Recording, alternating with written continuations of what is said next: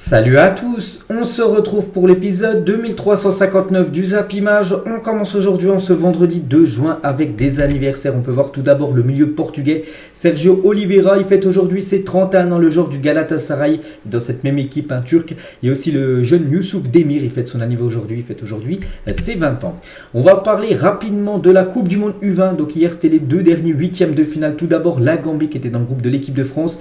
Donc la Gambie s'est inclinée 1-0 contre l'Uruguay, ce qui veut dire que l'Uruguay se qualifie pour les quarts de finale de cette Coupe du Monde U20. Félicitations à eux. Et l'autre rencontre, c'est entre l'Équateur et la Corée du Sud. Et c'est la Corée du Sud qui s'est imposée 3-2 contre l'Équateur. On peut voir pourtant que l'Équateur a beaucoup dominé. Plus de 26 tirs pour l'Équateur. 5 tirs cadrés, seulement 2 buts. Alors que la Corée, 4 tirs cadrés, 3 buts. Ils ont été plus efficaces, les Coréens. Et du coup, on connaît le tableau final, on va dire des quarts de finale de cette Coupe du Monde U20. Donc tout d'abord, première affiche. Ça sera les États-Unis contre l'Uruguay, il y aura l'Israël contre le Brésil, il y aura l'Équateur contre l'Italie et la Corée contre le Nigeria. Donc voilà, les matchs là vont se dérouler là dans les prochains jours. Il y avait aussi la finale de la Ligue des Champions CONCACAF. Donc CONCACAF, c'est du côté de du continent nord-américain. Donc c'était entre l'équipe de Léon et l'équipe de Los Angeles FC. Et donc contrairement en Europe, la Ligue des Champions se joue sur un match sec en Europe. Donc là c'est sur match aller et match retour. Donc là pour ce match aller, Léon s'impose 2-1 contre Los Angeles. Donc le match retour se jouera le 5 juin, là, dans 3 jours. Ça sera 3h du matin et cette fois-ci, ça sera Los Angeles. Ils devront gagner le match s'ils veulent bien sûr gagner cette Ligue des Champions CONCACAF. Il y avait aussi un match ultra important du côté de l'Allemagne hier. C'était un match de barrage. Donc Stuttgart qui avait fini dans les dernières places du côté de la Bundesliga jouait contre Hambourg, le 3e du championnat de Bundesliga 2. Et pour ce match aller, donc Stuttgart s'est imposé 3-0 et Stuttgart déroule devant son public pour ce match aller des barrages. C'est un grand pas fait pour rester en Bundesliga la saison prochaine. Donc le match retour se jouera lundi soir. Donc Hambourg, qu'après un 3-0, il n'y aura pas le choix. Il va falloir absolument s'imposer, en plus avec un gros score, avec minimum 3 buts d'écart, on peut dire, pour Hambourg, pour espérer monter en Bundesliga. Sinon Stuttgart restera une saison de plus du côté de la Bundesliga. On revient en France, on va parler de la Ligue 2 car ce soir c'est la 38e et dernière journée du championnat de Ligue 2. Regardez toutes les rencontres, donc tous les matchs ont lieu à 20h45 ce soir. Donc concernant les équipes en tête, comme Le Havre, comme Metz et Bordeaux. Donc Le Havre reçoit l'équipe de Dijon, l'équipe de Metz reçoit l'équipe de Bastia et l'équipe de Bordeaux reçoit Rodez. Donc les 3 premiers reçoivent ce soir. Donc voilà, concernant le classement, avant cette journée ultime, donc Le Havre 72 points. Donc si Le Havre fait match nul contre Dijon ce soir, donc ils seront sûrs d'être déjà de monter d'être premier parce qu'il y a 3 points d'écart entre Le Havre et Metz. Donc Metz s'il s'impose contre, je crois que contre Bastia, ils seront certainement en Ligue 1 parce que Bordeaux même nombre de points, mais regardez après ce qui va être important, c'est la différence de but et pour l'instant c'est Metz qui a une meilleure différence de but par rapport à Bordeaux, ils ont plus 3. Après Metz les gars peut quand même gagner, ils gagnent 1-0 et Bordeaux ils gagnent leur match 6-0, c'est Bordeaux qui sera devant Metz. Donc voilà, c'est vraiment palpitant ce soir. Et à noter que Le Havre qui est premier, s'il perd ce soir contre Dijon, et je ne sais pas si Metz gagne, et si Bordeaux gagne aussi avec un gros score 3-4-0, Le Havre pourrait finir 3e de la Ligue 2 alors qu'ils ont été toute la saison premier. Donc voilà, le dénouement c'est ce soir concernant bien sûr cette Ligue 2. Et la une du journal L'équipe aujourd'hui version Metz, donc Metz, l'heure de conclure. Donc en cas de victoire et en maintenant leur meilleure différence de but sur Bordeaux, les Lorrains sont assurés de retrouver la Ligue 1 un an seulement après leur descente. C'est vrai qu'ils peuvent faire l'ascenseur, descendre et remonter direct cette équipe de Metz. Et la une du journal L'équipe version Girondins de Bordeaux. Bordeaux soir de rêve. En misant sur un faux pas du Havre ou de Metz, les Girondins peuvent encore espérer retrouver la Ligue 1. C'est vrai que leur destin, ils peuvent bien sûr. Il va falloir espérer un faux pas des deux devant parce que si les deux autres gagnent devant, après il va falloir ça par rapport à la différence de but. La différence de but ça vaut quasiment un point de plus, surtout en fin de saison. Donc on verra les gars, cette fin de saison de Ligue 2 pour savoir qui. N'oubliez pas qu'il y en a seulement 2, il n'y a pas de barrage on peut dire cette année. Du côté de la Ligue 2 aussi la course au maintien parce que là aussi tout va se jouer ce soir. Donc moi vous savez, pour ceux qui me suivent depuis longtemps, vous savez que j'habite à Dijon, je suis énormément Dijon et là on est très mal embarqué. On est 18e et en plus on joue au Havre, l'équipe première qui doit absolument s'imposer pour valider la montée en Ligue 1. Donc voilà, Dijon en fait il y a des chances qu'on joue en national, beaucoup de chances. Bref, après c'est très serré, 42 pour Dijon, 43 pour Laval. Donc n'oubliez pas que c'est jusqu'à la 18e place que ça descend, même 17, il y a 3 ou 4 descentes. Bref, Rodez les gars, et il y a Pau, il y a Annecy et il y a Valenciennes. Donc voilà, tout se jouera aussi ce soir concernant le maintien des équipes qui se maintiendront en Ligue 2. Bref, On va parler de la une cette fois-ci du journal L'équipe. L'OM, ça use. Et c'est Igor Tudor qui fait cette une. Donc l'Argentin Sampoli était resté 16 mois aux commandes de Marseille. Son successeur, le croate Igor Tudor, nommé début juillet 2022, va quitter le banc d'entraîneur après seulement une saison éreintée. Voilà, c'est qu'il est beaucoup fatigué, Igor Tudor. Et c'est officiel les gars, hier il y avait une conférence de presse du côté de Marseille. C'est officiel, Igor Tudor n'est plus l'entraîneur de l'Olympique de Marseille. J'en parlais quand même depuis quelques jours. Je disais qu'il y avait des chances. Il y avait son agent là qui était du côté de Marseille. Je crois que j'en avais parlé hier ou avant-hier. J'avais dit que tout était décidé là concernant Igor Tudor. Donc ça y est, c'est officiel. C'est plus lui le coach de l'OM. Donc c'est stats. Donc c'est 47 matchs pour 27 victoires, 7 matchs nuls, 13 défaites, 3ème de Ligue 1 avec 73 points, 4ème du groupe en Ligue des Champions, 4 sur 4, dommage. Éliminé en quart de finale de la Coupe de France contre Annecy. Donc voilà, c'était une saison mitigée, on va dire, pour Igor Tudor. Et après l'annonce de son départ de l'OM, il a dit: ça a été un honneur pour moi de travailler cette saison au sein du club, de faire partie de cette famille, de rencontrer ses supporters. J'ai pris la décision de partir pour raisons privées et professionnelles. Voilà. Toujours avec lui, il y a beaucoup de choses qui se sont passées. Ça arrive aussi dans d'autres clubs. Travailler un an à l'OM est comme travailler 2 ou 3 ans dans un autre club. J'ai l'esprit tranquille. Ça fait un moment que j'y pensais. Les détails n'ont pas d'importance à ce que je sens. Moi qui compte, c'est qu'en gros, il dit que ça faisait déjà longtemps qu'il pensait arrêter du côté de Marseille. Puis là, il sait que c'est la fin de saison. Il ne reste plus qu'un match. Ça sera demain. Et il sait que voilà, il veut partir. Il veut partir. Il est éreinté, fatigué. Igor Tudor. Donc je quitte le club et je le laisse dans la meilleure condition que celle dans laquelle je l'avais trouvé. J'ai pris cette décision pour des raisons privées, professionnelles. Je ne pars pas parce que j'ai un accord avec un autre club. Parce qu'on pourrait peut-être penser, je ne sais pas, qu'il s'est mis d'accord, j'en sais rien, avec la Juve, la Juve qui est intéressée par lui. Du coup, c'est pour ça qu'il quitte l'OM. Non, il a dit qu'il quitte le club, voilà, pour raisons privées et professionnelles, pas parce qu'il a trouvé un accord avec un autre club. Mais bon, vu que maintenant il est libre, bien sûr, il va intéresser pas mal d'équipes comme la Juve et comme l'Atalanta Bergame, qui songent à Igor Tudor en cas de départ de Gasperini, qui pourrait quitter le banc du côté de l'Atalanta. Et du coup, peut-être Igor Tudor pourrait être le remplaçant, on verra. Et Jérôme Roten, sur Igor Tudor, sur RMC hier soir, il a dit il n'y a rien à regretter, je ne le crois pas. Sur sa conférence de presse, il n'a jamais dit la vérité. Qu'il nous dise du bien de son passage à l'OM, moi je veux bien. Mais dans ces cas-là, tu ne quittes pas le navire, tu ne démissionnes pas. Il y a peut-être un mal profond, il n'est même pas honnête pour nous le dire. Je ne suis pas surpris. Voilà ce que dit Jérôme Roten, est vraiment déçu tout simplement du parcours, on peut dire, d'Igor Tudor du côté de Marseille. Et du coup, qui va devenir le nouveau coach de l'OM? Donc plusieurs noms d'entraîneurs seraient sur la shortlist de Pablo Longoria pour remplacer Igor Tudor. Donc il y a Marcelino qui est libre actuellement, il y a Vincenzo Italiano, le coach de la Fiorentina, Raffaella Palladino, le coach de la Monza, et Ange Postecoglou du Celtic. Bon, je pense, à part Marcelino qui est un peu connu, les autres, pas trop connus. Bon, ça peut être un des 4 là, peut-être le futur coach de l'OM, bien sûr, vu que Marseille devra décider très rapidement, là, d'ici la semaine prochaine, on connaîtra certainement le futur coach de l'OM.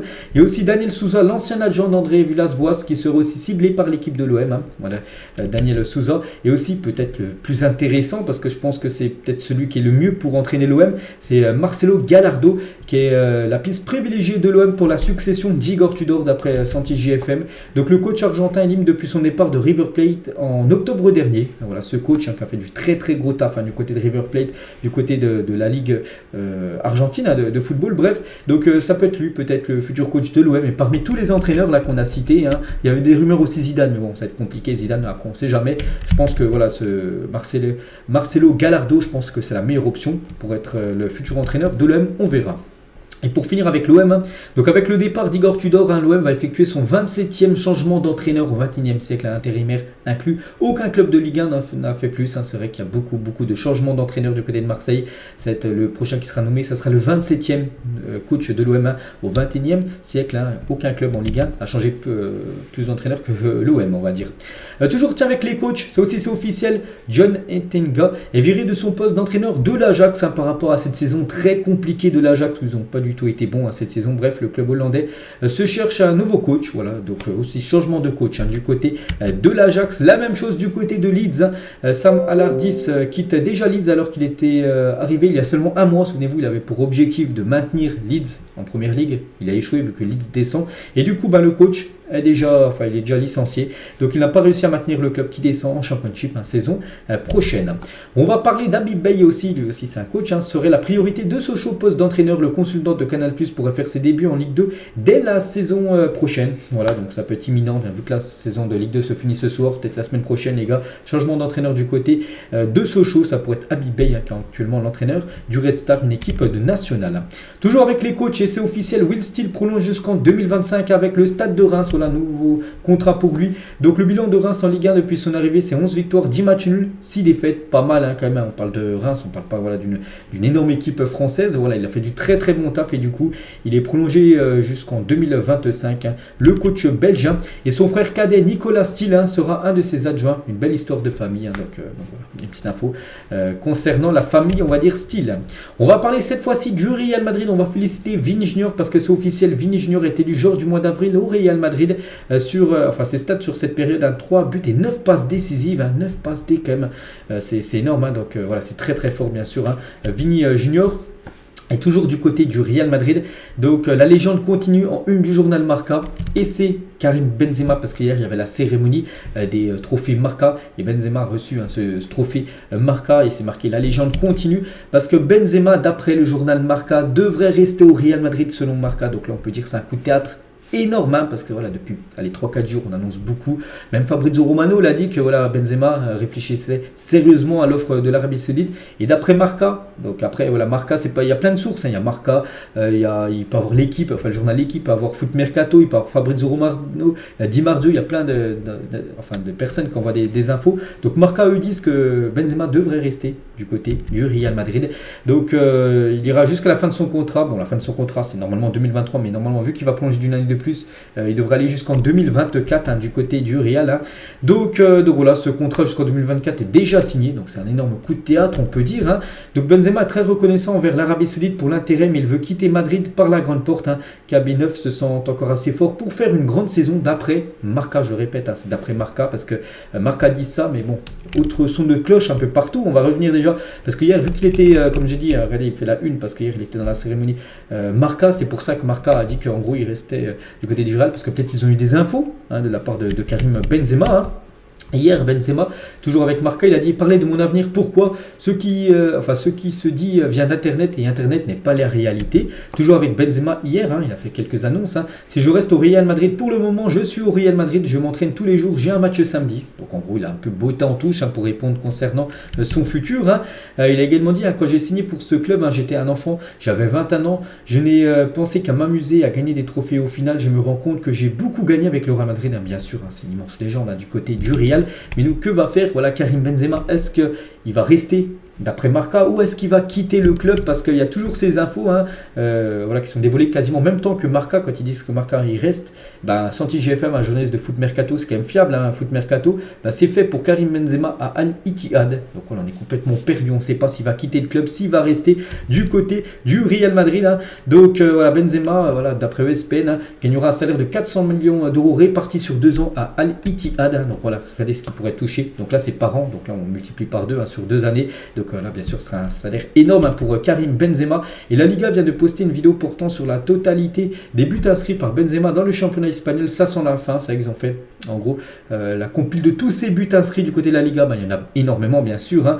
Donc voilà, c'est la Liga Santander, la chaîne YouTube officielle qui fait ça. Donc ça veut dire quasiment, c'est-à-dire que Benzema, il arrive sur la fin. Donc on ne sait pas, les gars, on ne sait pas ce qu'il va faire. Vraiment, même moi, je suis perdu. Un Marca dit qu'il va rester, que ce soit Fabrizio Romano, Santi GFM, tout ça, disent en gros qu'il est à 2 doigts de rejoindre l'équipe de Al Ittihad. On verra, les gars. Donc dès que j'ai des infos en plus, bien sûr, je vous dirai tout ça plus tard. On va parler aussi de Luka Modric parce que Modric avait des infos hier qu'il allait peut-être lui aussi quitter le Real. Et la bonne nouvelle du jour pour les Madrilènes, Modric n'a pas l'intention de partir d'après Romano. Un nouvel accord pour une prolongation de contrat jusqu'en 2024 sera bientôt conclu. Donc lui devrait bien rester du côté du Real, il n'y a pas de doute concernant Luka Modric, mais le joueur qui devrait bien quitter le Real parce qu'il y aura des départs, c'est bien lui, les gars, c'est Marco Asensio. Et le PSG a doublé Aston Villa dans la course à la signature de Marco Asensio. Donc Asensio a choisi Paris, il devrait être la première recrue du club parisien cet été. Donc voilà, c'est quasiment fait pour l'instant, parce que des fois il y a des coups de théâtre un peu comme Benzema, mais voilà, d'après ce qui se dit, c'est quasiment fait. Asensio du côté du PSG. Donc bref, il pourrait toucher un salaire annuel de 10 millions d'euros, bonus compris. Donc un petit rappel, les gars, la prolongation de contrat proposée par le Real Madrid est assortie d'un salaire de 4 millions d'euros par an, qu'il aurait pu toucher du côté du Real s'il venait à prolonger. Et du coup, il pourrait toucher plus du double s'il venait signer du côté du PSG. Bien sûr, ça le fait réfléchir. Aston Villa lui proposait 8 millions d'euros en salaire et le PSG 10. Donc c'est pour ça qu'il devrait choisir le Paris Saint-Germain, Marco Asensio. Et ça devrait être la première recrue du PSG si tout se passe comme prévu. Et prêté 3 saisons à l'AC Milan, Brahim Diaz sera de retour au Real Madrid la saison prochaine pour remplacer tout simplement Marco Asensio. N'oubliez pas que ce joueur appartient au Real. Donc du coup, Asensio va certainement quitter le club et du coup, ça sera le retour de Brahim Diaz du côté de Madrid. Le PSG abandonne la piste menant à Kim Min-jae. Le Coréen jugé trop onéreux, trop cher pour le Paris Saint-Germain. Ce joueur en plus devrait se diriger, d'après ce que j'ai pu voir sur les réseaux sociaux, tout ça, du côté de Manchester United. Manchester devrait même lever sa clause libératoire. Concernant Rafael Leao, prolongera officiellement son contrat demain après-midi. Le Portugais s'engage jusqu'en 2028. Sa clause libératoire est de 175 millions d'euros pour un salaire de 5 millions d'euros par an et plus bonus. Donc voilà, c'est imminent, ça peut être dans la journée là qui devrait prolonger son aventure du côté de l'AC Milan. Le FC Séville est parti pour lever l'option d'achat sur le prêt du défenseur rennais Loïc Badé, vainqueur de la Ligue Europa. Mercredi soir, il signerait jusqu'en 2027 du côté de Séville. Et Rennes devrait recevoir 12 millions d'euros suite à la vente de l'ancien joueur de Rennes qui avait été prêté lors de la première partie de saison à Nottingham Forest où il avait floppé, il jouait jamais et du coup il avait cassé son prix, il est allé à Séville et là maintenant c'est un titulaire indiscutable. En plus il a gagné l'Europa League avant-hier. La venue de Pape Matar Sarr à l'OM serait en excellente voie. Il s'agirait d'un prêt sec. Vu qu'il a très peu joué du côté de Tottenham, il devrait partir du côté de l'OM la saison prochaine en prêt. Officiel, Anthony Modeste quitte le Borussia Dortmund en fin de contrat. En fin de contrat au 30 juin, là, dans 28 jours exactement. Et il ne restera pas du côté de Dortmund. Donc voilà, Modeste sera libre. Il pourra s'engager où il le souhaite. L'AS Saint-Etienne a officiellement levé l'option d'achat de Nkunku, donc 22 ans, prêté depuis cet hiver par Everton. Le piston gauche est l'un des acteurs majeurs de la bonne forme de l'AS Saint-Etienne depuis quelques mois. 6 buts et 8 passes D. Donc voilà, Saint-Etienne en gros lève son option d'achat. Il appartient à 100% maintenant à l'équipe des Verts. Et c'est la même chose pour Mathieu Cafaro, lui aussi, que Saint-Etienne a levé l'option d'achat. Et du coup, pour Nkunku, il a signé jusqu'en 2025 et Cafaro, lui, jusqu'en 2026. Snedzi, le gardien polonais de l'équipe de la Juve, qui est en fin de contrat, là, je crois en fin du mois là. Donc il prolonge à la Juventus jusqu'en 2025, un nouveau contrat de 2 ans pour lui du côté de la Juve. Concernant Mason Mount, veut rejoindre Manchester United, mais il y a un petit hic, on peut dire. Chelsea continue de demander au moins 80 millions d'euros. C'est très cher, surtout qu'il est en fin de contrat en juin 2024, dans un an. Voilà, Chelsea demande beaucoup d'argent pour lâcher son joueur. Les Red Devils ne semblent pas prêts à mettre cette somme, seraient prêts à mettre 50 millions d'euros, à peu près l'équipe de Manchester United. Et le problème, Chelsea en demande encore 30 de plus, 80. Et c'est ce qui coince actuellement dans le transfert de Mason Mount du côté de Manchester United. Lucas Hernandez veut rejoindre le Paris Saint-Germain. Donc ça, on le sait depuis pas mal de jours. Il a indiqué au Bayern qu'il ne souhaitait pas prolonger son contrat du côté de Munich et il souhaitait arriver du côté du PSG après lui. Ça sera un gros montant parce qu'il avait été acheté plus de 80 millions d'euros à l'époque à l'Atlético Madrid. Et bien sûr, si le Bayern le vend, ils vont essayer de récupérer la somme investie. L'Olympique Lyonnais a reçu une offre de 3,5 millions d'euros pour Kosuke Nakamura, donc gardien de Portimonense. Voilà, donc Lyon pourrait peut-être amener une doublure à Anthony Lopez. Ça pourrait être ce gardien. Le Borussia Dortmund fait de Edson Alvarez sa piste prioritaire pour ce mercato. Le club essaye d'orchestrer le transfert et a débuté les discussions avec l'Ajax. On peut s'attendre à une première offre dans les prochains jours. Voilà, d'après Fabrizio Romano concernant ce défenseur mexicain. Et vu qu'il n'y a pas de Ligue des Champions, saison prochaine du côté de l'Ajax, au mieux ça sera l'Europa League. Ils vont déjà jouer les barrages de l'Europa League pour y accéder. Donc voilà, ce joueur Alvarez pourrait peut-être débarquer du côté de Dortmund. George Bikotadze intéresse l'Olympique Lyonnais. Wolverhampton et Burnley le suivent également. Metz en demande 20 millions d'euros pour lâcher leur meilleur joueur, en plus le meilleur joueur de la Ligue 2 de cette saison. En plus ce soir il joue un match ultra important, j'ai dit, peut-être pour le match du titre ou pour la montée, on verra. Donc voilà, concernant ce joueur, il intéresse fortement l'Olympique Lyonnais. Officiel, après 19 années passées dans le monde professionnel, Marek Hamsik va prendre sa retraite. Ancien joueur de Naples, souvenez-vous, avec sa crête là, une coupe qu'il a toujours eu quasiment tout au long de sa carrière. Donc actuellement il joue du côté de Trabzonspor et en gros il annonce que la fin de la saison là, ça sera la fin de sa carrière également pour pour Marek Hamsik, ce joueur du côté de la Slovaquie. Franck Kessié souhaite rejoindre l'Inter Milan. Connaissant déjà très bien la ville après son passage à l'AC Milan, le joueur pourrait rapporter 30 millions d'euros au FC Barcelone. Ce serait bien sûr une grosse rentrée d'argent, surtout que le Barça l'a accueilli en juillet dernier gratuitement. Il est arrivé, vu qu'il est en fin de contrat avec Milan, il est arrivé au Barça pour 0 euros. Il pourrait être vendu pour plus de 30 millions d'euros à l'équipe de l'Inter Milan. Concernant Alexis McAllister, donc tout est réglé pour le transfert d'Alexis McAllister. Donc les Rennes paieront sa clause libératoire bien inférieure à 70 millions d'euros. Donc inférieure, voilà, ça peut être 50 ou je pense que ça sera vers ce montant-là, 50 millions d'euros qui sera transféré du côté de Liverpool. C'est quasiment fait, je pense que ça sera officiel début de semaine prochaine. Concernant Harry Kane, donc il a dit non au Bayern Munich parce que le Bayern le ciblait et en gros il refuse de signer là-bas. Donc Vlahovic et Randal Kolo Muani sont désormais les priorités du côté du Bayern, vu que Harry Kane ne veut pas signer du côté du Bayern. Harry Kane a plutôt lui envie de signer du côté de Manchester United, et du coup voilà, ils vont se diriger plutôt sur Vlahovic ou sur Randal Kolo Muani du côté du Bayern. Il y avait Victor Osimhen qui était ciblé, mais Victor Osimhen est beaucoup trop cher. L'AS Ajaccio a annoncé la fin d'aventure de Mathieu Coutadeur au club à l'issue de la rencontre contre l'OM samedi. Le milieu a joué 184 matchs sous le maillot corse. Voilà. Ça sera son dernier match à Ajaccio contre Marseille. Demain soir, ça sera son dernier match parce qu'il quitte l'équipe de l'AC Ajaccio. On va parler de Christophe Galtier au sujet de l'accident de Sergio Rico. Il n'y aura pas de fête pour le titre. C'est une semaine très difficile. Donc demain, c'est le dernier match du PSG à domicile cette saison. C'est PSG Clermont et c'est le match on sait déjà qu'ils sont champions, mais ils ont pu fêter ça devant les supporters. Il n'y aura pas de fête, il le dit, par rapport à l'état de santé de Sergio Rico. Et il rend hommage, il a dit le cœur est lourd. On a fait en sorte d'avoir de l'énergie positive pour transmettre de la force à Sergio et du soutien à sa famille, sa maman, ses proches. C'est un moment difficile. Les joueurs demandent toujours des nouvelles. Il faut de l'espoir, être positif, envoyer de l'énergie à Sergio, qui est un grand gaillard qui se bat. Il faut croire à la vie, à la médecine. C'est une semaine incroyablement dure. On passe du champagne samedi soir après le titre à Strasbourg à ce qu'on apprend dimanche matin. Donc voilà. Pour ceux qui ne savent pas, peut-être qu'il y en a qui ne savent pas l'état de santé. Donc c'était le week-end dernier. Balade en famille, c'était dimanche dernier exactement.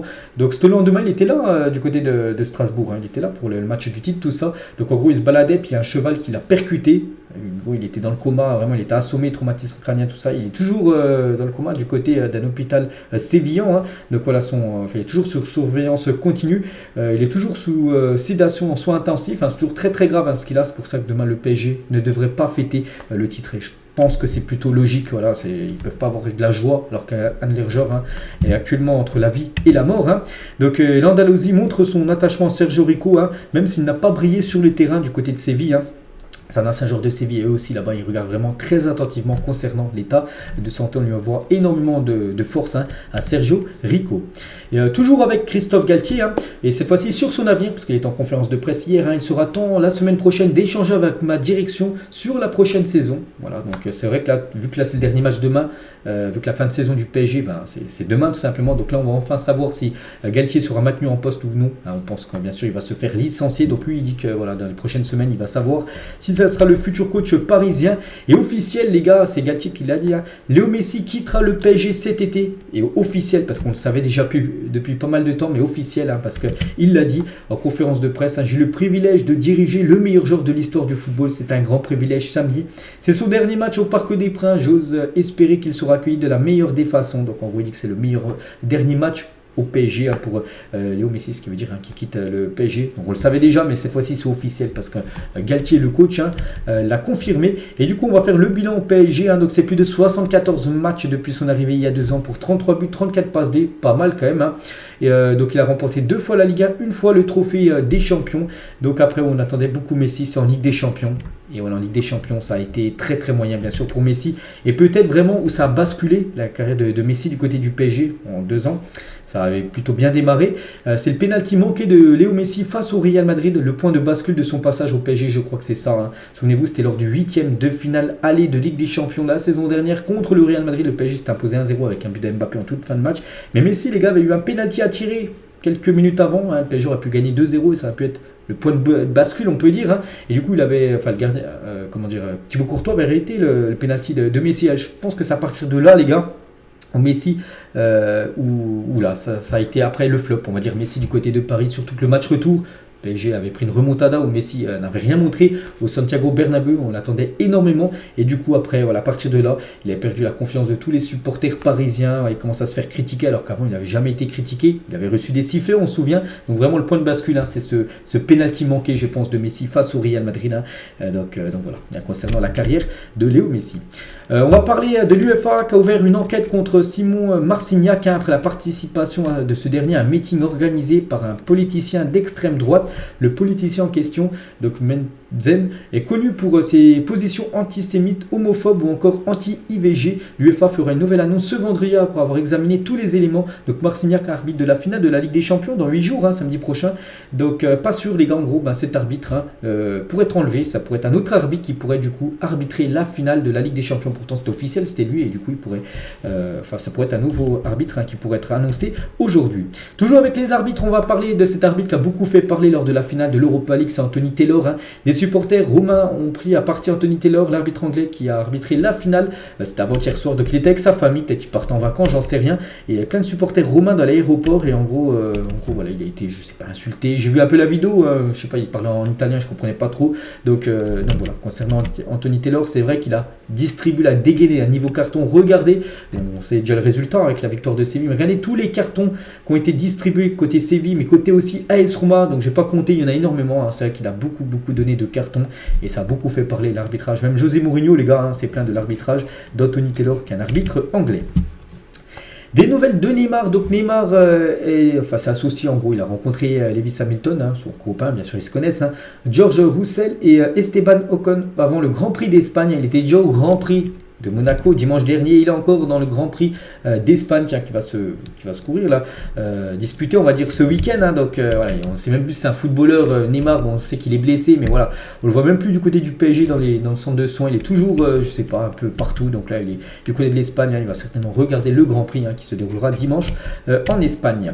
On va parler de Folarin Balogun, l'attaquant de Reims, et c'est officiel, il figure parmi la liste des États-Unis pour leurs 2 prochains matchs, donc n'oubliez pas qu'il avait choisi de représenter les États-Unis et il avait snobé on va dire l'Angleterre, parce qu'il aurait pu jouer aussi pour l'Angleterre, et du coup on peut le voir, Folarin Balogun dans les attaquants Stade de Reims, sa première convocation bien sûr dans ce groupe américain qui commence à être de plus en plus impressionnant. C'est qu'au fil des années il y a vraiment les États-Unis, je pense dans le futur vraiment ce serait peut-être une équipe vraiment qui pourra faire des belles coupes du monde. N'oubliez pas en plus qu'ils organisent la prochaine coupe du monde avec le Mexique et le Canada, on verra ce que ça va donner.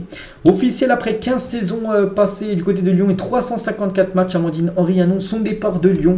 C'est une légende du côté de l'Olympique Lyonnais où elle a tout gagné, donc 14 fois la division féminine sur 15 saisons, donc il y a seulement une fois c'était le PSG qui a remporté la division féminine, sinon à chaque fois elle a remporté avec Lyon, la Ligue 1 féminine, 9 Coupes de France, 7 fois la Ligue des Champions, et du coup elle quitte cette équipe de Lyon, elle débarque du côté de Angel City FC, je crois que ça doit être une équipe américaine, donc voilà le futur d'Amandine Henry. Et on finit les gars cet épisode avec la liste de l'équipe de France et les grands gagnants de la liste de Deschamps. Il y a par exemple Christopher Nkunku, 6 mois après, on sait qu'il a été blessé pendant 6 mois, et dès que la liste est dévoilée, Nkunku fait son retour en bleu. Dembélé aussi, les blessures derrière lui, il a été blessé 3 mois, les 3 derniers mois. Dembélé lui aussi a été rappelé, et aussi Ferland Mendy, nouvel essai, c'est vrai que Ferland Mendy n'avait pas joué la Coupe du Monde, tout ça, et là il a été de nouveau reconvoqué. C'est que c'est les grands gagnants on va dire de la liste de Deschamps, ces 3 là. Donc voilà les gars ce qu'il y a à dire aujourd'hui, j'espère que ça vous a plu. On se retrouve cet après-midi l'After Zap Image et demain les gars pour le prochain numéro. Bonne journée à vous et à plus tard.